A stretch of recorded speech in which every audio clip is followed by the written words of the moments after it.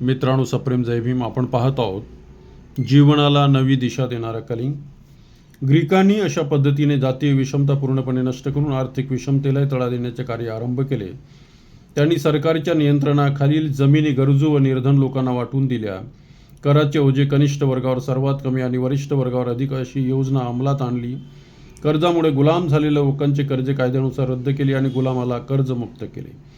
गहाण जमिनी मुक्त करून त्या लोकांना वाटून दिल्या. अशा प्रकारे ग्रीसमध्ये सर्वांना समान संधी व सुख साधणे याचा वापर करून तेथे लोकशाहीचा पाया बळकट केला.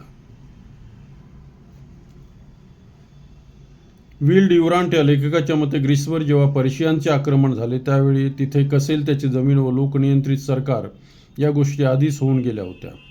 Life of Greece, page number 126. ग्रीसमध्ये जातीय व आर्थिक या दोन्ही विषमता नष्ट झाल्यामुळे तेथे सर्वांसाठी समान कायदे लागू करणे अत्यंत सुलभ झाले. तेथे गरीब व श्रीमंत, नागरिक व गुलाम असा भेद राहिला नव्हता.